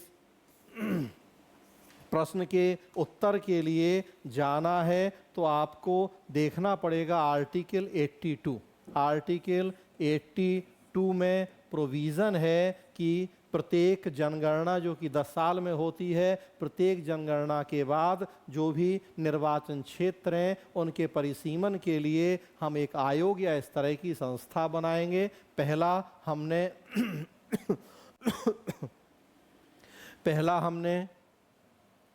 1952 में बनाया था, 1952 परिसीमन अधिनियम आया था, और तब दूसरा फिर हमने 1963 में बनाया, तीसरा 1973 में बनाया, और चौथा बनाया हमने 2002 में। अब तक 4 परिसीमन आयोग बने हैं, अगला बनेगा 2026। जनगणना हो जाए तो उसके बाद फिर, तो अब तक 4 परिसीमन आयोग बने हैं। आंसर है डी। आर्टिकल 82 को आप पढ़ें एक बार बियर एक्ट में, तो एक बार मैं 1 मिनट में पढ़ के बता देता हूं आपको। आर्टिकल 82, प्रत्येक जनगणना के पश्चात पुनः समायोजन। तो लिखा है इसमें, प्रत्येक जनगणना की समाप्ति पर राज्यों को लोकसभा में स्थानों के आवंटन और प्रत्येक राज्य के प्रादेशिक निर्वाचन क्षेत्रों में विभाजन का ऐसे प्राधिकारी द्वारा और ऐसी रीति से पुनः समायोजन किया जाएगा जो संसद विधि द्वारा अवधारित करे। तो ऐसे प्राधिकारी और विधि वही प्राधिकारी है परिसीमन आयोग, जो प्रत्येक जनगणना के पश्चात, लेकिन अब तक 4 बने हैं। वो फिर अब जब डिटेल आप पढ़ते हैं तो देखते हैं कि जब हमने 1971 की जनसंख्या को लॉक कर दिया था तो फिर उसके बाद ये नहीं बन रहे थे, तो उधर तो 3 बन गए, 52, 63, 73, और फिर 1971 की जनगणना को हमने लॉक कर दिया 2001 तक, फिर उसे 2026 तक कर दिया, तो चौथा फिर बना था 2002 में, और उसके बाद अब बनेगा आगे जब होगा। अगला देखिए, संविधान 71वें संशोधन अधिनियम 1992 के द्वारा निम्नलिखित में से किस भाषा को शामिल करने के लिए संविधान की 8वीं अनुसूची में संशोधन किया गया है? 1 कोंकणी, 2 मणिपुरी, 3 नेपाली, 4 मैथिली। नीचे दिए गए कूट का प्रयोग कर सही उत्तर चुनिए। ए 1 2 3, बी 1 2 4, सी 1 3 4, डी 2 3 4। तो आंसर है इसका ए 1 2 और 3। संविधान की 8वीं अनुसूची देखें, मूल संविधान में जब 8वीं अनुसूची जोड़ी हमने 14 भाषाओं को शामिल किया था, बाद में फिर सिंधी भाषा जोड़ी थी तो 15वीं हो गई थी। फिर 71वां संशोधन जो कि 1992 में हुआ था, हमने ये 3 भाषाएं जोड़ी थी, तो 14 के बाद 1 सिंधी जुड़ी थी तो 15 हो गई थी, फिर 3 जुड़ी थी तो 18 हो गई थी। मैथिली भी 8वीं अनुसूची में है, लेकिन ये हमने बाद में जोड़ी है 92वां संविधान संशोधन हुआ 2003 में, उससे हमने मैथिली को जोड़ा है।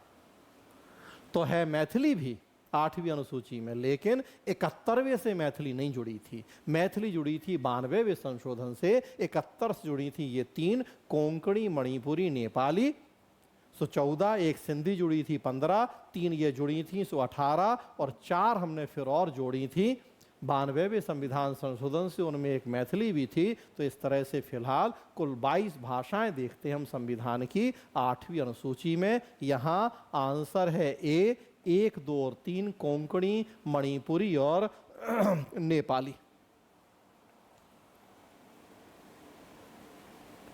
अगला, निम्नलिखित युगों पर विचार कीजिए। दल और उसके नेता। एक, भारतीय जनसंघ, सामने लिखा है डॉक्टर श्यामा प्रसाद मुखर्जी। दूसरा, सोशलिस्ट पार्टी, सामने लिखा है सी राजगोपालाचारी। तीसरा, कांग्रेस फॉर डेमोक्रेसी, सामने लिखा है बाबू जगजीवन राम। और चौथा, स्वतंत्र पार्टी, सामने लिखा है आचार्य नरेंद्र देव। हमें बताना है कि उपर्युक्त में से कितने सही सुमेलित हैं। केवल 1, केवल 2, केवल 3 और सभी 4। भारतीय जनसंघ डॉक्टर श्यामा प्रसाद मुखर्जी, ये सही सुमेलित है।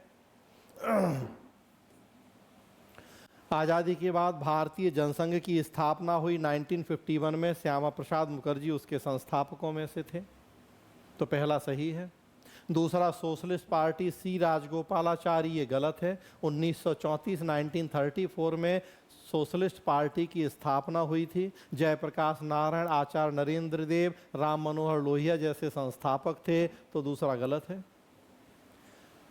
कांग्रेस फॉर डेमोक्रेसी सही है। 1977 में इसकी स्थापना हुई थी। 1977 में स्थापना हुई थी कांग्रेस फॉर डेमोक्रेसी, बाबू जगजीवन राम ने स्थापना की थी, तो सही है। तो ये 1951 में बना, ये 1934 में, ये 1977 में। पहला सही, दूसरा गलत, तीसरा सही। स्वतंत्र पार्टी, आचार्य नरेंद्र देव, गलत है ये। स्वतंत्र पार्टी बनाई थी सी राजगोपालाचारी ने, जो कि 1959 में बनी थी। तो एक तरह से कहें कि अगर 4 में हो जाता राजगोपालाचारी और 2 में हो जाता आचार्य नरेंद्र देव, तो ये ठीक हो जाते। उल्टा लिखा है। बाकी 2 सही लिखे हैं, जनसंघ श्यामा प्रसाद मुखर्जी, कांग्रेस फॉर डेमोक्रेसी जगजीवन राम, तो 2 सही हैं, मतलब आंसर हो जाएगा बी। और बाकी 2 में उल्टा लिख दिया गया है, तो वो गलत हैं, तो आंसर बी। अगला चलें। भारत के संविधान के संबंध में निम्नलिखित कथनों में से कौन से सही हैं? 1, नगर पालिकाओं की शक्तियां संविधान के भाग 9 क में दी गई हैं। 2, आपात उपबंध संविधान के भाग 18 में दिए गए हैं। 3, संविधान के संशोधन से संबंधित उपबंध संविधान के भाग 20 में दिए गए हैं। नीचे दिए गए कूट का प्रयोग कर उत्तर चुनिए। ए, केवल 1 और 2, बी केवल 2 और 3, सी केवल 1 और 3, डी 1, 2 और 3। देखते हैं फिर से। पहला है, नगर पालिकाओं की शक्तियां संविधान के भाग 9 क में दी गई हैं, सही है। 74वां संविधान संशोधन हुआ 1992-93। संविधान में 9 क जोड़ा, जिसमें नगर पालिकाओं की शक्तियों का उल्लेख, तो सही है। आपात उपबंध संविधान के 18 में दिए गए, ये भी सही है। आर्टिकल 352, 356, 360, जो 3 तरह की आपातकालीन शक्तियां आपात उपबंध देखें तो भाग 18 में है, सही है।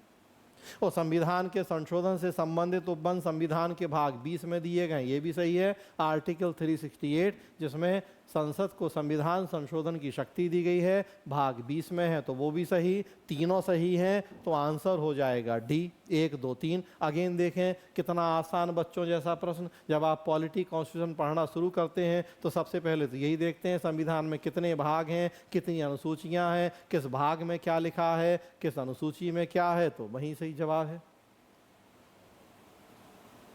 Answer D. अगला देखिए, भारत के संविधान के अनुसार निम्नलिखित में से कौन सा कथन सही है? ए, अंतर्राज्यीय व्यापार और वाणिज्य राज्य सूची के अधीन एक राज्य विषय है। बी, अंतर्राज्यीय प्रवासन राज्य सूची के अधीन एक राज्य विषय है। सी, अंतर्राज्यीय संगरोध संघ सूची के अधीन एक संघ विषय है। डी, निगम कर राज्य सूची के अधीन एक राज्य विषय है। केंद्र संबंध हम पढ़ते हैं, 3 तरह की सूचियां हैं संविधान की अनुसूची 7 में, संघ सूची, राज्य सूची, संवर्ती सूची। संघ सूची में 97 विषय मूल संविधान में, राज्य सूची में 66 विषय मूल संविधान में। प्रश्न वहीं से जुड़ा हुआ है कि राज्य सूची का विषय क्या है या संघ सूची का विषय क्या है। पूरे 97 66 विषय आप याद रख पाएं, ये कठिन है। तो कई बार हमें इस तरह के प्रश्नों का जवाब एक कॉमन सेंस से भी निकालना होता है और बड़ी आसानी से जवाब निकल आता है। संघ सूची में ऐसे विषय रखे गए हैं जो देश की एकता, अखंडता, रक्षा से जुड़े हैं। पूरे देश में जिन विषयों में एक रूपता लाने की जरूरत है। राज्य सूची में ऐसे विषय रखे गए हैं जो राज्य की जो विशिष्ट विविधताएं हैं उनको ध्यान में रखा गया, क्षेत्रीय मामले हैं उनको रखा गया। हर राज्य की अलग जरूरत हो सकती है तो उनको कि हर राज्य अपना अलग कानून बना ले। जब मामला एक से ज्यादा राज्यों से जुड़ा होगा, मतलब अंतरराज्यीय मामला होगा, तो नेचुरल सी बात है कि ये राज्य सूची में नहीं हो सकता है।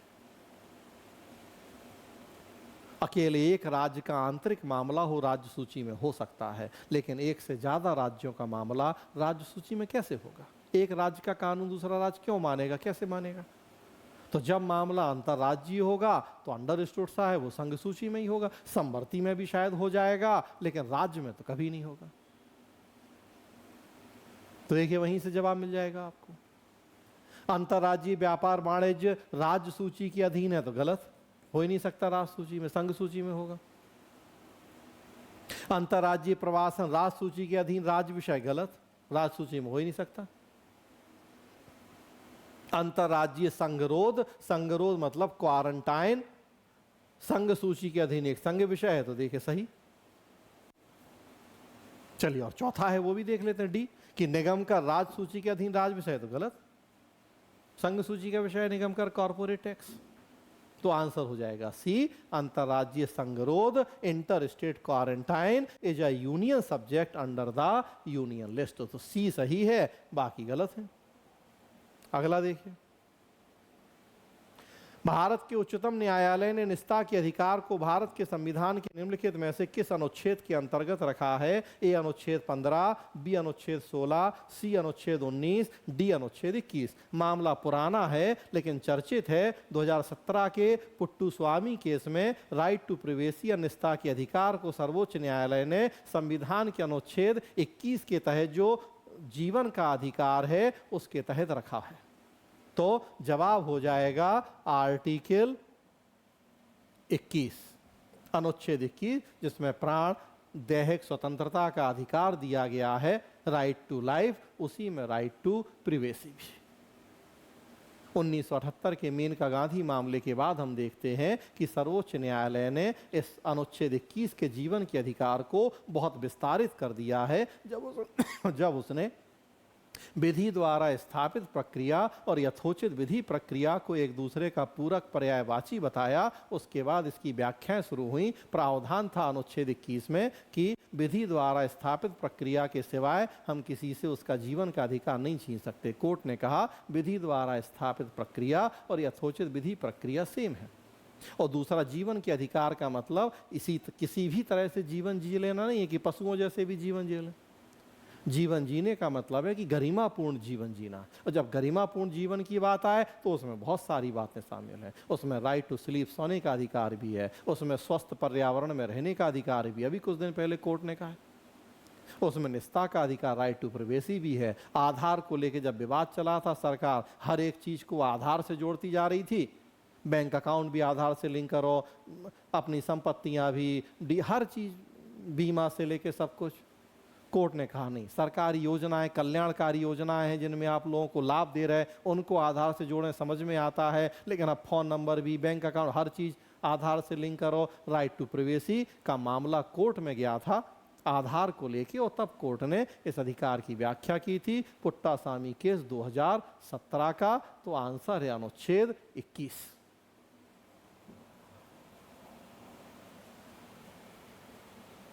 अगला देखिए, लास्ट प्रश्न है पॉलिटी का। लोकसभा में आचार समिति के संबंध में निम्नलिखित कथनों में से कौन से सही है?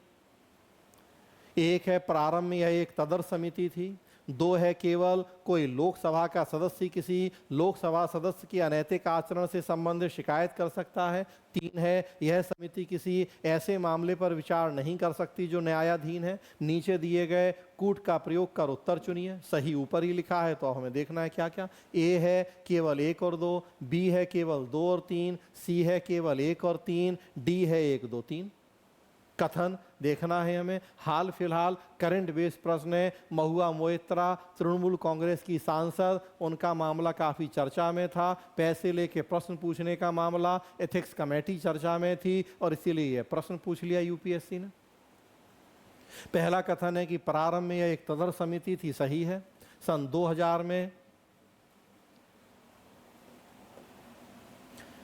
2000 में जब जीएमसी बाल योगी लोकसभा के अध्यक्ष थे तब एक एडहॉक कमेटी के रूप में यह कमेटी बनाई गई थी।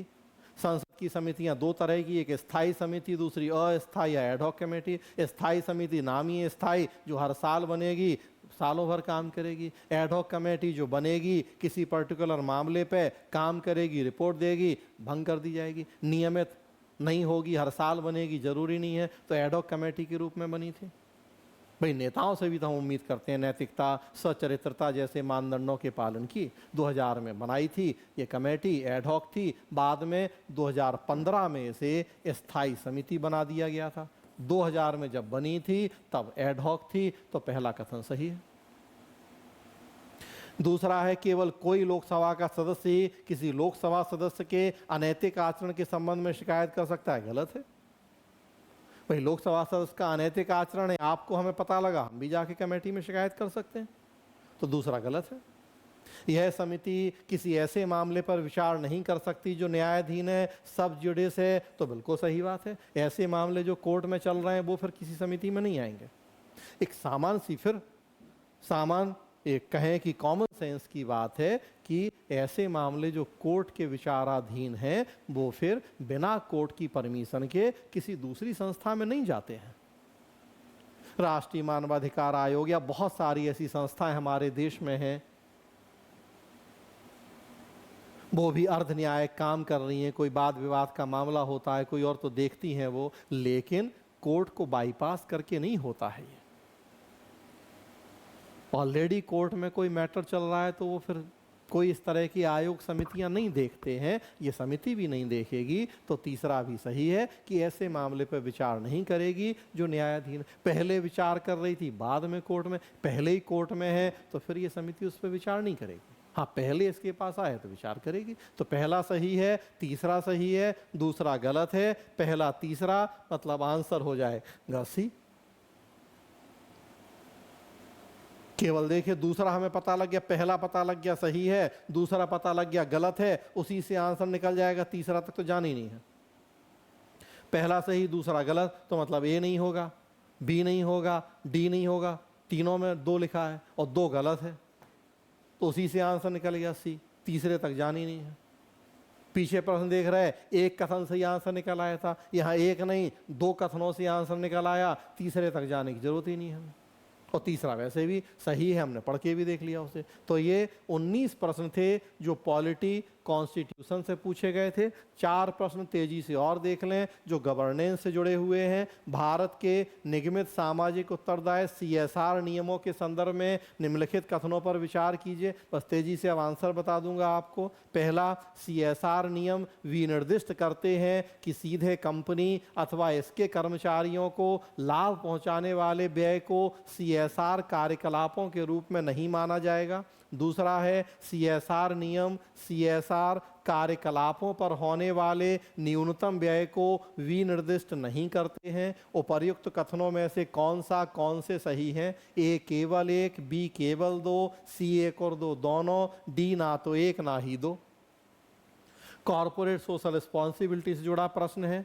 2013 में नया कंपनी कानून बना था, 2014 1 अप्रैल से लागू हुआ। उसमें हमने CSR को बाध्यकारी कर दिया कुछ शर्तों के अधीन। वहीं से जुड़ा हुआ प्रश्न है। तो पहला कथन है कि CSR नियम विनिर्दिष्ट करते हैं कि सीधे कंपनी अथवा इसके कर्मचारियों को लाभ पहुंचाने वाले व्यय को CSR कार्यकलापों के रूप में नहीं माना जाएगा। सही बात है।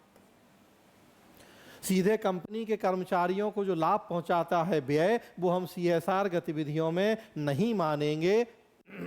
ये बिल्कुल सही बात है। जो CSR के नियम बनाए गए हैं बाद में, उसमें है ये। और दूसरा है CSR नियम CSR कार्यकलापों पर होने वाले न्यूनतम व्यय को विनिर्दिष्ट नहीं करते, ये गलत है।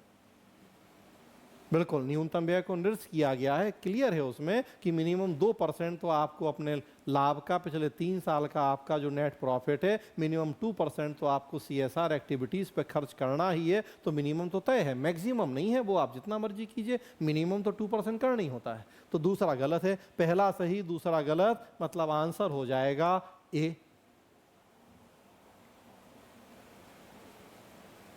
अगला प्रश्न, डिजिटल इंडिया भूमि अभिलेख आधुनिकीकरण कार्यक्रम के संदर्भ में निम्नलिखित कथनों पर विचार कीजिए। पहला, इस योजना को कार्यान्वित करने के लिए केंद्र सरकार 100% वित्त पोषण करती है। दूसरा, इस योजना के अंतर्गत भू संपत्ति कैडस्ट्रल मानचित्र डिजिटलीकृत किए जाते हैं। तीसरा, स्थानीय भाषा में उपलब्ध अधिकार अभिलेखों को भारत के संविधान द्वारा मान्यता प्राप्त किसी भी भाषा में लिप्यंतरित करने की पहल की गई है। उपर्युक्त कथनों में से कौन से सही हैं? ए केवल 1 और 2, बी केवल 2 और 3, सी केवल 1 और 3, डी 1 2 3। तीनों सही हैं। आंसर है डी। 2008 में हमने ये कार्यक्रम शुरू किया था, डिजिटल इंडिया भूमि अभिलेख आधुनिकीकरण कार्यक्रम। ई गवर्नेंस से जुड़ा हुआ प्रश्न है, सूचना प्रौद्योगिकी प्रशासन जुड़ा हुआ प्रश्न, 2008 में शुरू हुआ कार्यक्रम है और तीनों बातें इसकी सही हैं। तो आंसर हो जाएगा इसका डी, तीनों सही है इसमें। अगला, निम्नलिखित में से कौन से भारतीय सशस्त्र सेना की तीनों सेवाओं के समकक्ष रैंक के संदर्भ में सही सुमेलित हैं? अब ये प्रश्न चूंकि हमें मंत्रालय विभाग करके टॉपिक पढ़ना होता है गवर्नेंस में, गवर्नेंस का आप सिलेबस देखिए, GS पेपर सेकंड गवर्नेंस, तो उसमें सरकार के विभिन्न मंत्रालय विभाग पढ़ना है। और रक्षा विभाग जब हम पढ़ेंगे तो वहाँ से जुड़ा हुआ प्रश्न है, इसलिए गवर्नेंस का प्रश्न है ये। और इसके बाद का प्रश्न कि निम्नलिखित में से कौन से भारतीय सशस्त्र सेना की तीनों सेवाओं में समकक्ष रैंक के संदर्भ में सही सुमेलित हैं? थल सेना, वायुसेना, नौसेना। थल सेना में ब्रिगेडियर, उसके सामने वायुसेना में एयर कमोडोर और नौसेना में कमांडर। दूसरा, major general, air vice marshal, vice admiral, major, squadron leader, lieutenant commander, lieutenant colonel, group captain, captain. नीचे दिए गए कूट का प्रयोग करके सही उत्तर चुनना है हमें कि कितने इसमें तीनों सही हैं। एक के सामने जो दूसरा लिखा है, मतलब थल सेना में जो ब्रिगेडियर है वही रैंक वायुसेना में एयर कमोडोर का है और वही रैंक नौसेना में कमांडर का। क्या ये सही हैं तीनों? उसी तरह से हमें देखना है कि कितने इसमें ऐसे सही बताए गए हैं। तो आप देखेंगे इस प्रश्न में कि आंसर है डी, केवल 3, केवल 3 सही है कि जो रैंक मेजर का थल सेना में है वही वायुसेना में स्क्वाड्रन लीडर का है, वही नौसेना में लेफ्टिनेंट कमांडर का है। बाकी गलत हैं इसमें। पहला देखें तो ब्रिगेडियर थल सेना में, वायुसेना में एयर कमोडोर और नौसेना में उसे कमांडर नहीं कमोडोर कहा जाता है। दूसरा है थल सेना में मेजर जनरल, वायुसेना में एयर वाइस मार्शल और नौसेना में वाइस एडमिरल नहीं, उसे रियर एडमिरल कहते हैं, रियर एडमिरल कहते हैं। चौथा है लेफ्टिनेंट कर्नल, वायुसेना में ग्रुप कैप्टन और नौसेना में कैप्टन तो नहीं, वायुसेना में विंग कमांडर कहते हैं और नौसेना में कमांडर कहते हैं। तो ये सही है। तो इस प्रश्न के अनुसार केवल 3 सही है, मतलब आंसर हो जाएगा डी। और एक लास्ट प्रश्न, सैन्य कार्य विभाग के प्रमुख के रूप में chief of defence staff CDS के कर्तव्य कौन से हैं? तो मंत्रालय विभाग से ही जुड़ा हुआ ये भी है, सेना से जुड़ा हुआ। रक्षा विभाग से, एक है चीफ ऑफ स्टाफ कमेटी के स्थायी अध्यक्ष, 2 है तीनों सेवा प्रधानों सर्विस चीफ पर सैन्य कमान का प्रयोग करना, और 3 है सभी तीनों सेवाओं ट्राई सर्विस के विषयों पर रक्षा मंत्री के प्रधान सैन्य सलाहकार। नीचे दिए गए कूट का प्रयोग कर सही उत्तर चुनिए। ए 1, 2 और 3, बी केवल 1 और 2, सी केवल 2 और 3, डी 1 और 3। सीडीएस के कर्तव्यों के बारे में प्रश्न है। CDS chief of defence staff, जब कारगिल युद्ध हुआ था 1999 में, उसके बाद कारगिल समीक्षा समिति बनी थी और उसने सिफारिश की थी सीडीएस के पद की, ताकि तीनों सेनाओं के बीच में तालमेल बिठाया जा सके और जो राजनीतिक व्यक्ति हैं, रक्षा मंत्री, सरकार, उनको तकनीकी परामर्श दिया जा सके। तो बेसिकली एक स्टाफ अभिकरण है, नाम ही है chief of defence staff. Staff अभिकरण का काम होता है परामर्श देना तकनीकी मामलों में। तो चीफ ऑफ डिफेंस स्टाफ भी मूल काम यही है कि ये सरकार को परामर्श दे, और दूसरा काम तीनों सेनाओं के बीच में कोऑर्डिनेशन बिठाए, ताकि बेहतर ढंग से हम अपनी जो ज़रूरतें हैं, सेना के उद्देश्य हैं, युद्ध बाह्य आक्रमण से रक्षा, उनको पूरा कर सकें। तो उस लिहाज से आप देखें, चीफ ऑफ स्टाफ कमेटी के स्थायी अध्यक्ष ये होता है, ये काम है इनका सीडीएस का। दूसरा है तीनों सेवा प्रधानों पर सैन्य कमान का प्रयोग करना, ये नहीं है। ये कोऑर्डिनेटर है, समन्वय करेंगे तीनों सेनाओं में, ऑर्डर नहीं देंगे उन्हें। तो सैन्य कमान का प्रयोग नहीं करेंगे, कोऑर्डिनेटर है ये, समन्वय करना, तो दूसरा नहीं होता। सभी तीनों सेवाओं के विषयों पर रक्षा मंत्री के प्रधान सैन्य सलाहकार है। तो मेन हमने कहा स्टाफ अभिकरण है, सलाह और समन्वय, मुख्य रूप से ये 2 काम, पहला और तीसरा काम है, दूसरा नहीं है। मतलब पहला और तीसरा, तो आंसर हो जाएगा डी। आंसर डी हो जाएगा इसका, पहला और तीसरा। तो फ्रेंड्स, इस तरीके से ये 23 प्रश्न थे। 19 प्रश्न पॉलिटी कॉन्स्टिट्यूशन से जुड़े हुए, 4 प्रश्न गवर्नेंस से जुड़े हुए, कुल 23 प्रश्न। पूरे 23 प्रश्न हमने प्रयास किया कि आपसे उतनी चर्चा करें कि आपके दिमाग में अगर किसी तरह का कोई कन्फ्यूजन हो, डाउट हो, तो वो क्लियर हो जाए।